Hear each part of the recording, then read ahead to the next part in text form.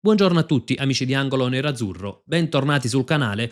Anche oggi andiamo a riprendere le ultime in casa Inter per fare dei focus. Il primo riguarderà Curtis Jones, visto che il calciatore inglese è sempre più vicino, andiamo a vedere quali caratteristiche può portare all'Inter e quali sono le differenze con gli altri centrocampisti della rosa nerazzurra. E l'altra riflessione sarà su Jan Bissek, che è un nome che potrebbe portare una plusvalenza, non significa che la cessione è immediata, però ecco ci sono delle parole di Marotta che ha pronunciato a DAZN che potrebbero aprire alla possibile partenza di Bissek. In realtà qualcuno le ha anche un po' strumentalizzate, però andiamo a vedere ecco proprio perché potrebbe partire Bissek, chi potrebbe andare a prendere l'Inter, perché secondo me ci sono dei profili che possono essere interessanti. Naturalmente, prima di iniziare vi ricordo come al solito un like al video e l'iscrizione al canale per supportare con due semplicissimi click. Iniziamo dal nome di Curtis Jones perché il centrocampista inglese è più vicino all'Inter. Si sono fatti passi in avanti nella trattativa, l'Inter sarebbe pronta ad alzare l'offerta, si è parlato di 22 milioni che però possono diventare 25 comprendendo anche i bonus. Il principale punto dove però c'è bisogno di trovare l'accordo col Liverpool e dove manca ecco l'intesa è la percentuale sulla futura rivendita. L'Inter vorrebbe mettere una percentuale bassa, il Liverpool invece vorrebbe una percentuale decisamente più alta. Non si è parlato nello specifico di quale sia la percentuale richiesta e quale quella offerta dall'Inter, però diciamo che la trattativa gira un po' intorno a questo aspetto. Dal mio punto di vista, ecco, l'Inter potrebbe anche portare l'offerta a qualche milione in più di parte fissa ed evitare una percentuale sulla futura rivendita molto importante, perché chiaramente questo significa che magari tra 1 o 2 anni arriva un top club interessato a Curtis Jones e offre cifre folli, significherebbe comunque dover pagare con corrispettivo al Liverpool. Il punto però è quali caratteristiche può portare Curtis Jones, perché se fino a qualche giorno fa si parlava di Koné e Jones come un doppio obiettivo di mercato, ecco che oggi praticamente possiamo dire che uno esclude l'altro e in questo momento Curtis Jones molto vicino all'Inter può escludere Koné. Anche perché Stankovic rientrerà, ha sostenuto le visite mediche al CONI, l'Inter ha avuto, come dicevamo ieri, anche un contatto con Stankovic e con la dirigenza nerazzurra, ha avuto un colloquio con Stankovic, la sensazione è che possa rientrare e possa rimanere in rosa. Quindi il centrocampo sarebbe composto da 7 centrocampisti, il settimo sarebbe appunto Mkhitaryan che ha di recente rinnovato il contratto, insomma si aspetta solo l'ufficialità.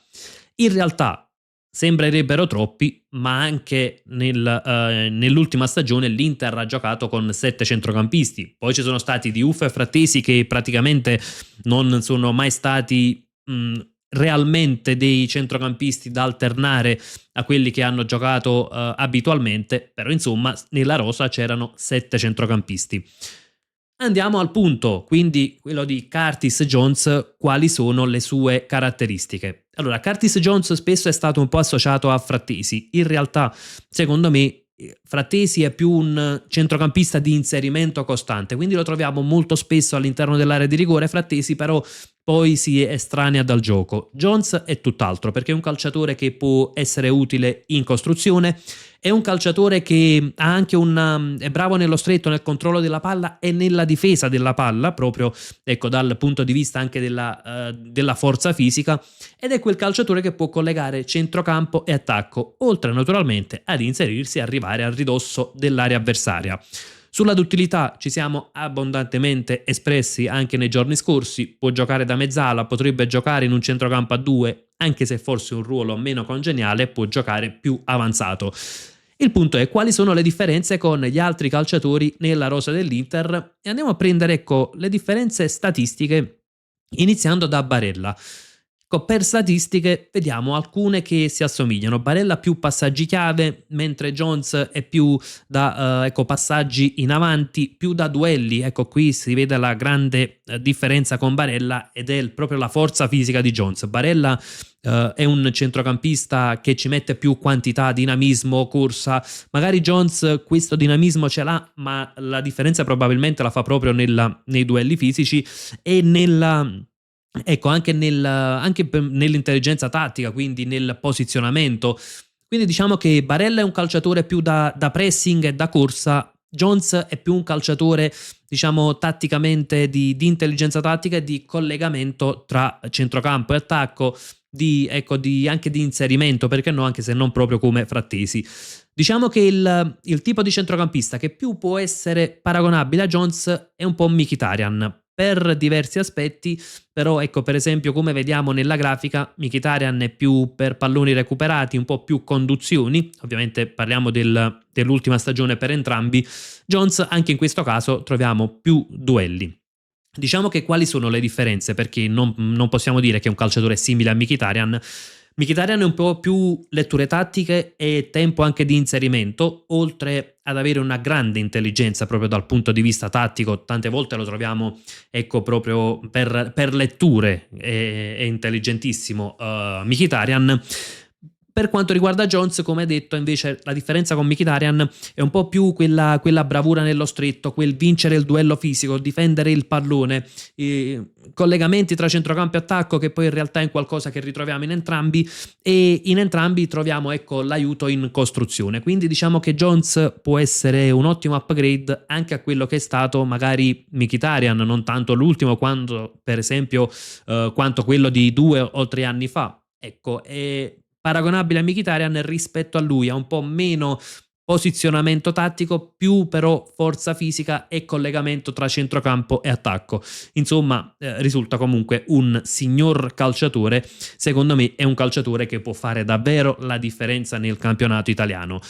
Il suo arrivo naturalmente esclude quello di Koné, però come detto, poi chiaramente se dovesse arrivare, perché dobbiamo comunque utilizzare il se, significherebbe che c'è stato l'ok di Chivu, almeno me lo auguro che ci sia stato l'ok di Christian Chivu. Jones secondo me può portare delle caratteristiche che fanno una grande differenza nel campionato italiano, forse addirittura più di Koné. In che senso? Koné è un calciatore che a me piace tanto, però cosa porta lui principalmente? Cosa avrebbe portato? Forza fisica, magari il recupero palloni, avrebbe portato anche un po' di interdizione che non avrebbe fatto male al centrocampo dell'Inter. Però ecco, diciamo che sono delle caratteristiche che possono essere sopperite a volte anche da un acquisto un po' meno oneroso, nel senso che Koné sarebbe costato intorno ai 50 milioni, quindi una cifra altissima e forse neanche giustificata tale cifra dal calciatore, che ripeto a me piace, però insomma non è un calciatore da 50 milioni. Se l'Inter riuscisse a portare Jones a Milano per 25 milioni potremmo tranquillamente considerarlo un affare, secondo me.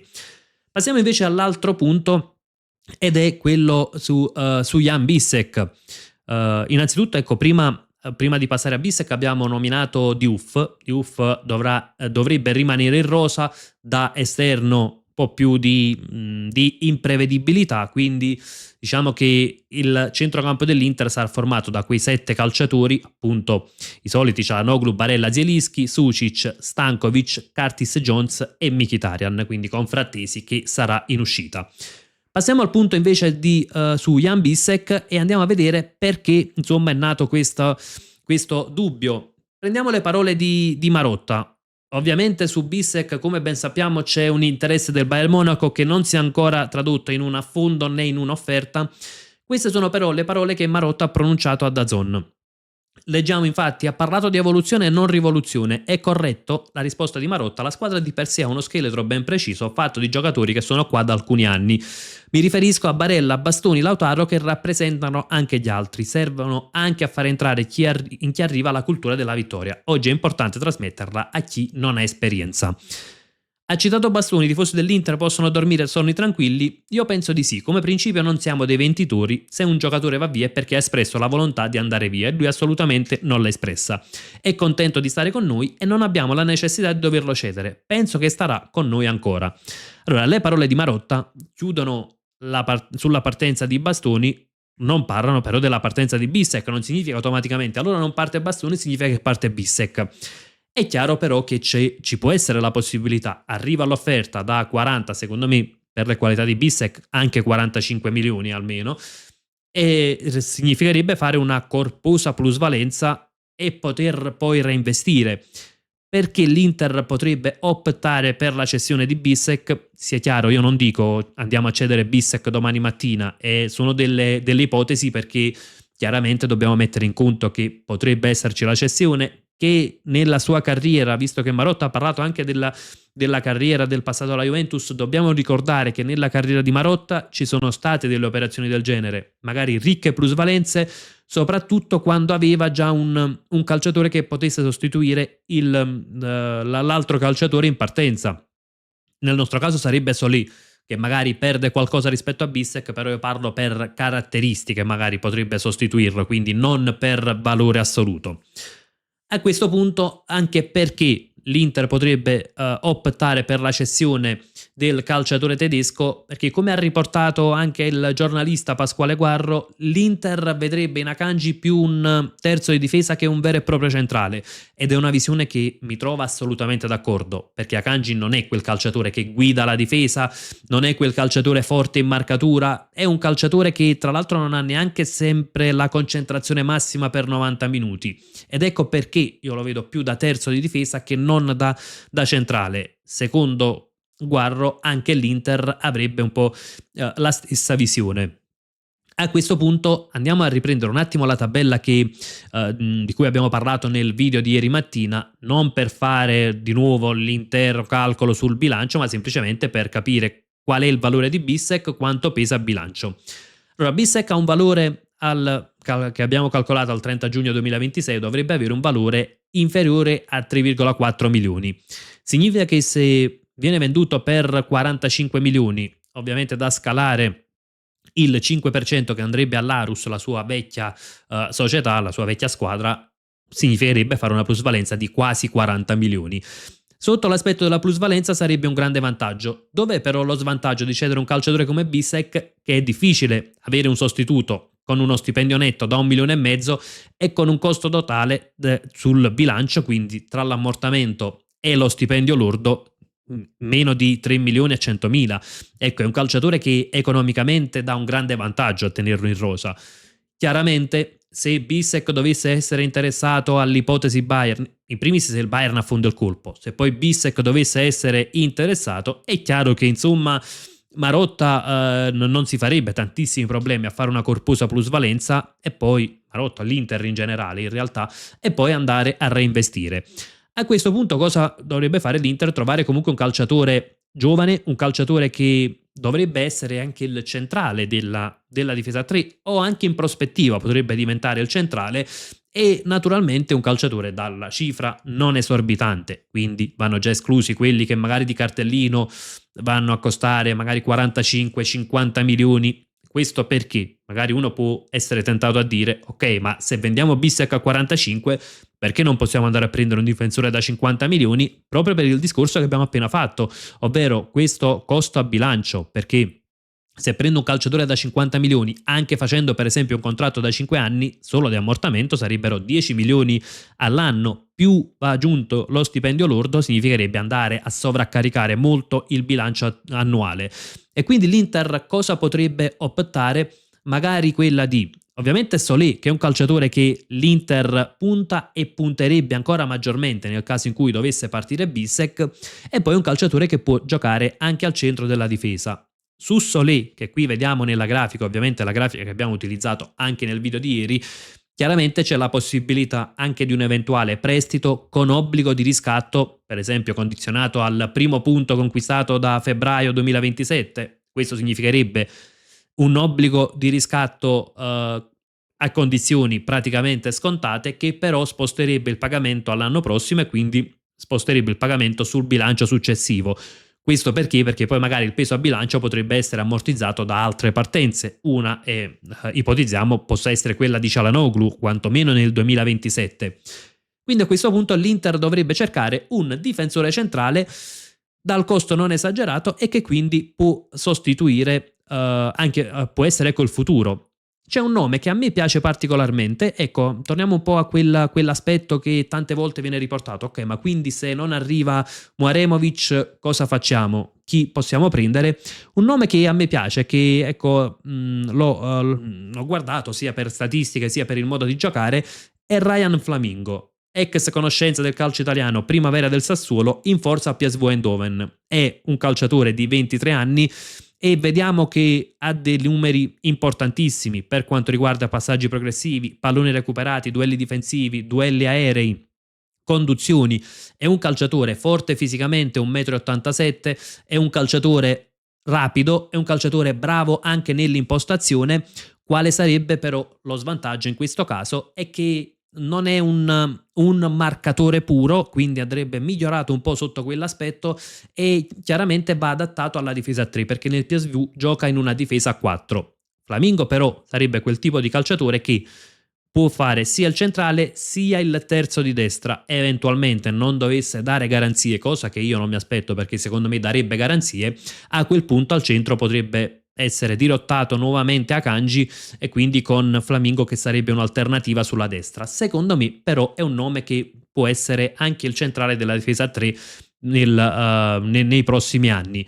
Qual è la differenza con Mwaremovic? Che Flamingo magari è un po' più paragonabile forse per certi aspetti a De Vrij, quindi un calciatore un po' più mobile, bravo coi piedi, che più veloce di De Vrij in realtà, e che comunque è un calciatore che può essere schierato addirittura anche da mediano, quindi questo la dice lunga anche un po' sulla sua qualità tecnica. Mwaremovic magari ha più quella forza fisica che era simile ad Acerbi, quindi diciamo che Mwaremovic può essere sia centrale sia sul centro-sinistra ed è un po' più forte in marcatura per esempio rispetto a Flamingo, che però ha più esperienza perché ha giocato anche in Champions ed è un nome che sarebbe fattibile perché vediamo per esempio riprendendo la scheda che avevamo prima, qui ho aggiunto il nome, ovviamente lasciamo perdere gli altri nomi che ripeto è la scheda ripresa dal video di ieri e c'è Flamingo che come vediamo ho ipotizzato un acquisto per 25 milioni e dovrebbero essere sufficienti, un contratto da 5 anni a 2 milioni all'anno andrebbe a pesare per 8 milioni e 7 sul bilancio annuale, sarebbe leggermente più alto rispetto a Bissek che pesa 3 milioni e 95 mila praticamente, però insomma è un qualcosa di fattibile per l'Inter, soprattutto se andassimo ad eliminare questi 20 milioni, ecco se Solé dovesse arrivare in prestito con obbligo di riscatto. Ovviamente è una considerazione che può essere tranquillamente applicata anche a Mwaremovic perché i costi sarebbero pressoché simili, però ecco era anche per un nome alternativo perché spesso è uscito in chat ok ma se non fosse Mwaremovic su chi punteresti?